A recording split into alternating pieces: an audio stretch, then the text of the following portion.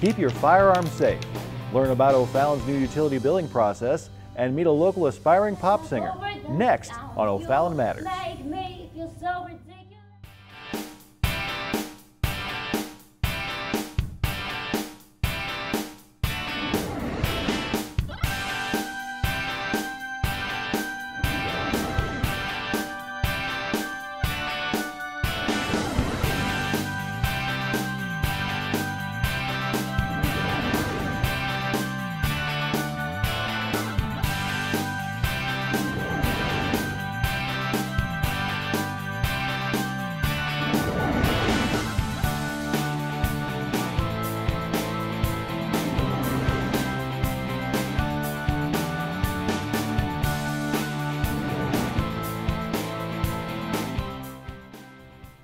Hi, I'm Dave Burkhardt, your host for O'Fallon Matters. Each year, over 7,200 children and more than 6,500 families receive support and counseling, thanks to the Crisis Nursery. Today's times are trying for most, especially for parents who are doing all they can to help their children. No one understands this more than the Crisis Nursery.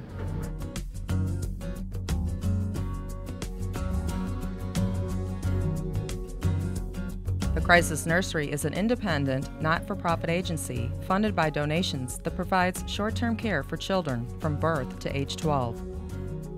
Their mission is to prevent child abuse by providing a safe 24-hour shelter and special care for children whose families are facing an emergency crisis. What are some of the reasons someone would bring their child here? One of the largest reasons children would come here is because their parents are experiencing overwhelming parental stress. And this can be due to a variety of reasons, perhaps a health crisis, a job crisis, homelessness, domestic violence, a whole variety of reasons. Sometimes it's that families really just need a break and they need time away from their children to take care of things so they can come back together and be a more stable family. During their stay, what does each child receive? While the children are with us, we have a structured day. They wake up in the morning and we provide them with breakfast, get them dressed, and then there's free playtime. But we also have a number of activities during the day to help the children. We have a nurse practitioner who comes in and checks their health and does physicals. We have an art therapist who works with the children who may seem more anxious or have more intense situations that would be helpful for. Our staff are trained to do developmental assessments so they can give feedback to the parents. But the kids spend a lot of time in doing activities, music activities, arts and crafts activities, free play. We go outside and play, we do things inside. They have snacks in between meals. They have a rest time after lunch, and in the evening there's videos they can watch as some children are getting bathed, the other children are watching a video, and then we settle down with stories before bedtime. BC, yellow. The care that families receive from the Crisis Nursery extends beyond the child's visit. In addition to our respite services, we also have a family empowerment program. We check in with the families a couple days after they use our services, and we offer the family empowerment program to them. And we work on longer-term goals such as permanent housing, employment, parenting skills, that type of thing. In our nursery. As far as this center, does this center cater just to like this area, St. Charles County area, or can anyone come here? The Wentzville Crisis Nursery is part of the St. Louis Crisis Nursery, and we have 5 locations. And families can go to any of those locations, but this particular nursery serves western St. Charles County, Lincoln County, and Warren County. And then we have 2 other nurseries in St. Charles City, which serve the eastern part of St. Charles County. We have another nursery in North St. Louis County and one in the city at, near Gravaway and 55. And each of the nurseries can accommodate anywhere between 5 and 14 children. We want them to be very home-like and comfortable and not at all institutional. Oh, that's a yucky one. Let's grab these right here. You see these down here? For someone who's in a situation, who might be a little shy coming here, how would you help them to make that step? Well, we always welcome phone calls so we can talk to parents about what our program is and what the nursery's like. But even beyond that, we welcome parents to come and see the nursery. We are not opposed to parents calling and saying, could I see the nursery even though I don't need it right now, I might need it in the future, and I'd like to come, I'd like my child to see the nursery to be sure that they would feel comfortable here. We welcome that. They're welcome to come anytime they want to. Just maybe call us first so that we know they're coming, and they aren't coming during rest time or a time that the children would be being bathed or something like that. We have a very well-trained, educated staff.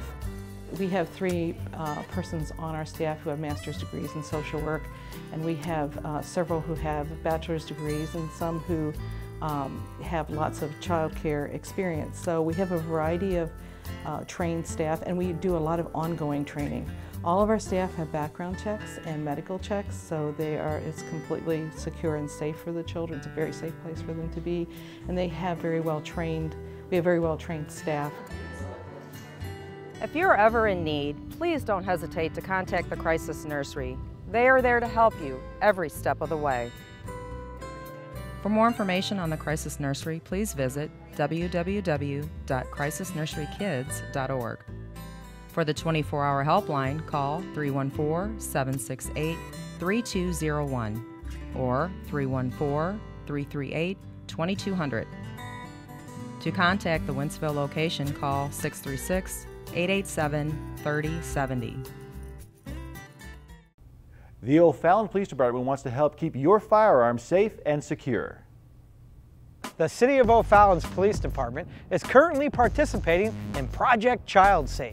This effort is intended to promote safe firearm storage for all responsible gun owners. Project Child Safe is sponsored by the National Shooters Sports Foundation.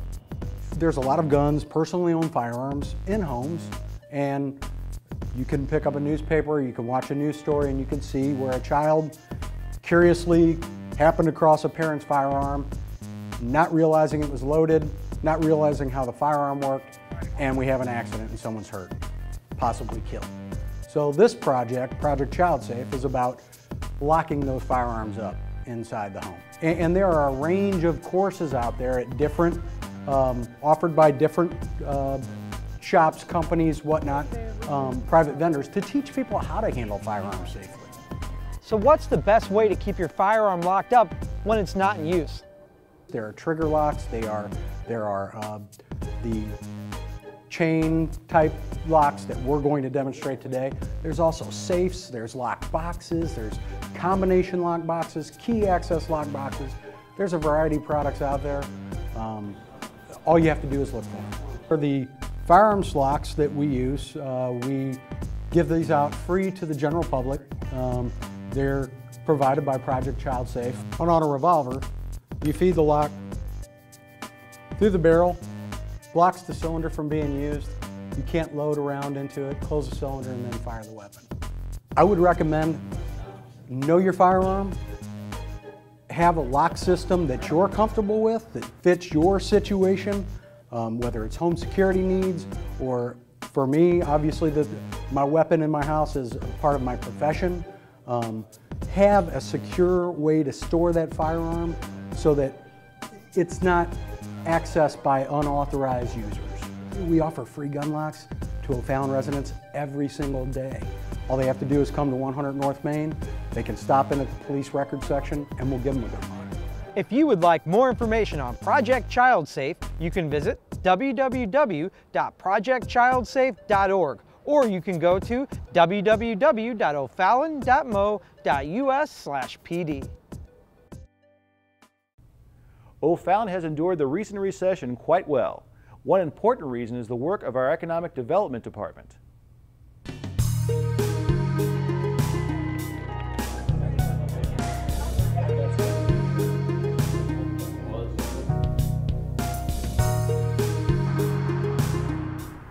So Mike, what do you think the goal is of the Economic Development Department? We look mostly at how we can assist the business community with an overall goal of impacting and bettering the quality of life for our residents. First of all, we start with kind of a business retention program where we work hard to try to address the business community on a personal level. Second thing is kind of a business attraction, recruitment. We try to bring in new businesses, businesses that our residents and the community are looking for. And it's really trying to kind of create that diverse mix of uses that makes for a better overall community. Then third thing we kind of do is more of a marketing approach. We try to help with the marketing of the city. We want to bring people in to shop and dine and play here so that they're spending money in our city and helping our tax base and helping our consumers and our businesses. And then fourth would be the regulatory climate. You know, the regulations, the process that people have to deal with through the city, and see if there's ways we can help improve on that process. A recent accomplishment with that was our sign code to kind of help free up the signage regulations a little bit and give a little bit better leeway to some of our businesses that are looking to try to advertise themselves a little bit better. What's your background and what brought you to the city? Starting out in real estate kind of gave me that base knowledge of understanding highest and best use and what drives development and how that all comes together. The initiatives I worked on both as Creve Core and the DREAM initiative, looking at different financing strategies to help with, assist business development and growth. Basically, I felt like my entire development path has been one of instrumental steps, and each step leads me to the next level. And so I'm able to kind of bring all that education and experience back together, and for me it's a perfect fit to be here. Recently the city won, once again, the title of one of the best cities to live in America by Money Magazine. What do you think contributes to that? It's the overall quality of life. There's a number of indicators that they look at. They look at kind of the job situation, unemployment figures, and they look at housing, the price of housing and things like that. When you look at the overall quality of life, what residents want to see or why they want to live here, those are all the things that Money Magazine and different things like that are looking at to determine, do we meet those thresholds? And so that's quite an accomplishment. We're very proud of that. And that's a lot of those elements that we are showing those retailers and those companies that are looking to locate. So what do you think contributes to our city having this kind of reputation? There's a lot of things involved there. You look at where our position in the middle of the county, St. Charles County. St. Charles County is one of the fastest growing counties in the state of Missouri, has been for a couple decades now. And so there's a demand there. People want to live in that, and that's kind of a suburban area that offers them that yard and that garage and their house and that American dream that's still alive and out there.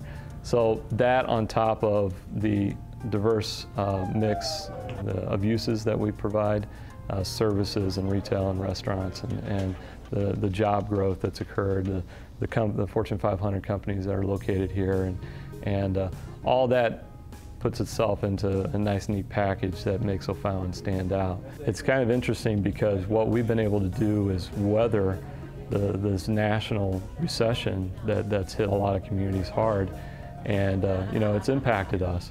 But I think our position has been that we've been able to weather it better than a lot of other communities. And all that does is make us stronger for the recovery. Sales tax is up over 6% over last year at the same time, and unemployment is lower than the state average and much lower than the national average. And number of building permits are up, and housing starts are just starting to come back a little bit, and so everything's positive. And there's another reason why I wanted to come here. The timing was really ideal. I wanted to be a part of that upswing as we continue to move forward and progress. It's time for a break. When we return, we'll visit with aspiring pop singer Lydia Vaughn. Then we'll find out how O'Fallon's Environmental Services team uses cutting-edge technology on their trash and recycling routes. Stay with us for O'Fallon Matters.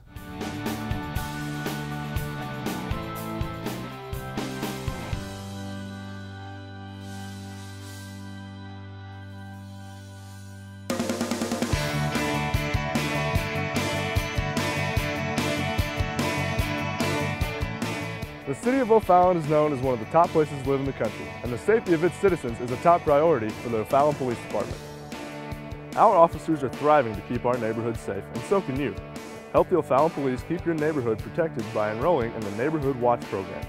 Neighborhood Watch is a crime prevention program that enlists the active participation of citizens and cooperation with law enforcement to reduce crime in our communities. Citizens will learn ways to recognize suspicious activity and techniques to prevent crime. Remember, you can make a difference in the safety of your community. Another way to join forces with O'Fallon Police in fighting crime is to participate in the National Night Out.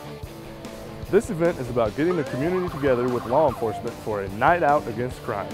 Whether it's an ice cream social, barbecue, or your own neighborhood parade, the valued officers of the O'Fallon Police Department will show up at your event. National Night Out will be on October 2nd, but don't wait around. Call the O'Fallon Police Department today and schedule your National Night Out event or to enroll in the Neighborhood Watch program. For more information, call 636-379-5689 or visit www.ofallon.mo.us/PD.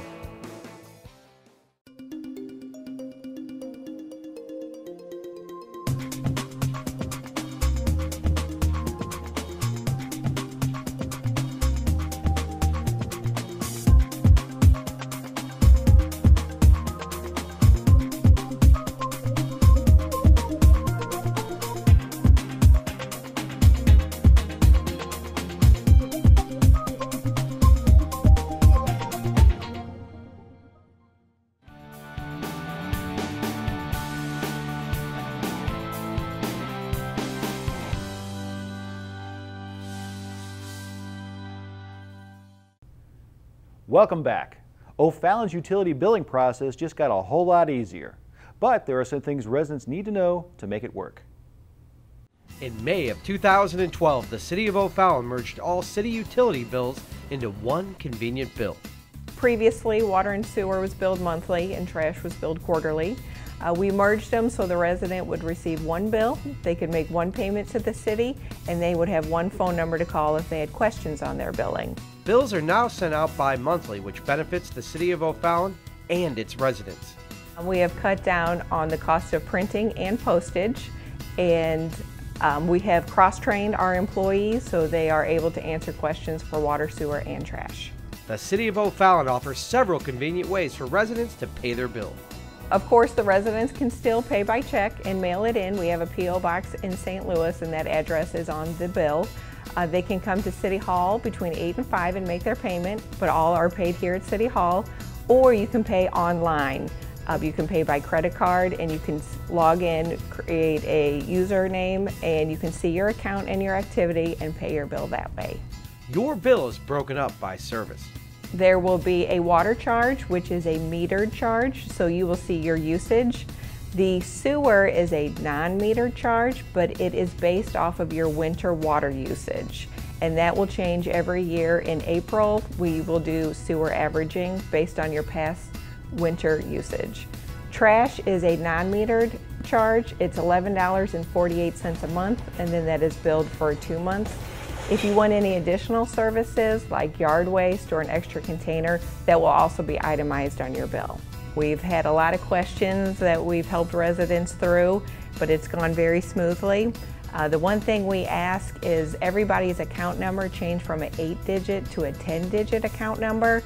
We just ask that the residents reflect that on their payment so we can post their payment as quickly as possible. The new bill is an 8.5 by 11 piece of paper, but it is folded in thirds. We have received some comments that residents feel it looks like junk mail. It is clearly marked that it is from the City of O'Fallon and it is time-sensitive information. So just be on the lookout for that. It is not a postcard-sized bill anymore. If you have any questions about your bill, you can call the utility billing phone number at 636-379-5488. And we do answer that phone until 5 p.m. After that, that phone number is automatically forwarded to an answering service. So if you have any water emergencies or sewer emergencies, you are able to talk to somebody and we can dispatch somebody to help you at that time. This next story features a young O'Fallon resident with dreams of becoming a pop singer. Here's Jo Meyer with her story. You make me feel so ridiculous. You make me speechless. You just don't know it yet. 19-year-old O'Fallon resident Lydia Vaughn is on the fast track to pop stardom. Lydia always enjoyed singing, but started to get serious about a singing career after joining a rock band. The rock band kind of fizzled out, so Lydia gradually moved on to writing and performing pop.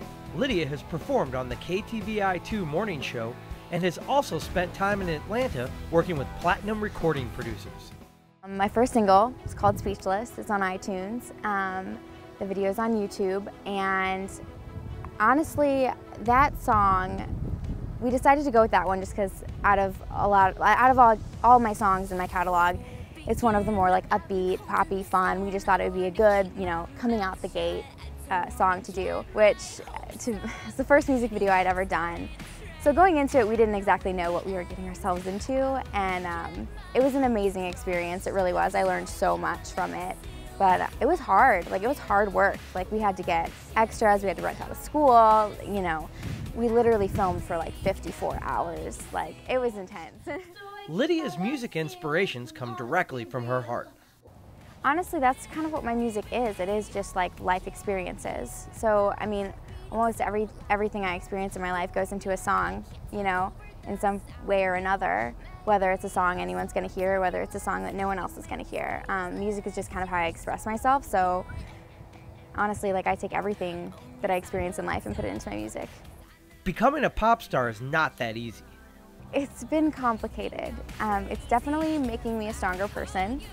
There are days when I'm working both jobs, and then I get home and I have some huge assignment, and sometimes it's just really not fun because, I think this isn't where I want to be right now, because as a musician I have goals that I'm constantly seeing like what I want in the future, and so it's really hard to sometimes take, now as it is and say, okay, well, I'm getting there, I'm taking steps, and you have to take those steps. Lydia has a bright future ahead of her. She plans on releasing a new EP later on this year. I just want to be able to do what I love and make music and make people happy with my music and be able to make a living out of that. So even if I'm driving a crappy car and I'm living in an apartment, paying rent, as long as I can pay the bills and do what I love to do and affect people, then that'll be good enough for me. Check out Lydia Vaughn's Speechless video on YouTube, or you can find Lydia on Facebook. O'Fallon's Environmental Services Department is running much smoother thanks to the purchase of iPad tablets.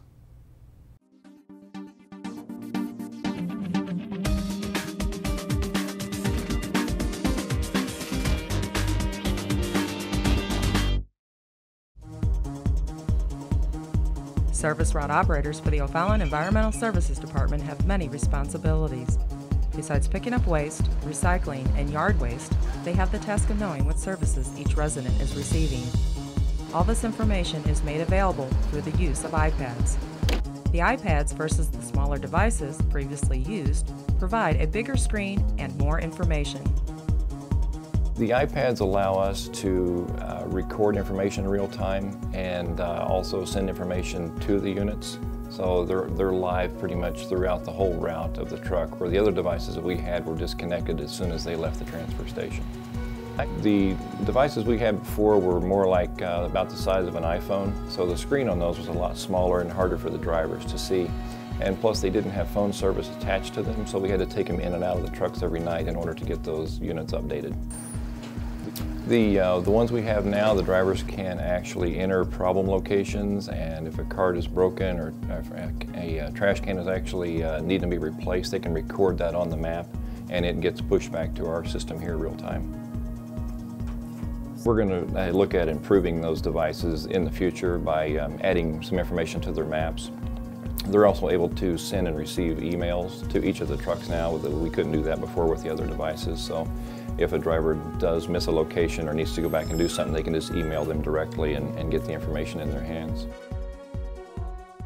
If you would like more information on the Environmental Services Department, give them a call at 636-272-0477 or email them at o'fallonrecycles@o'fallon.mo.us. We hope you enjoyed today's show. If you have a story idea, let us know. Email us at o'fallontv@o'fallon.mo.us. Always remember to give back to your community because O'Fallon matters to all of us.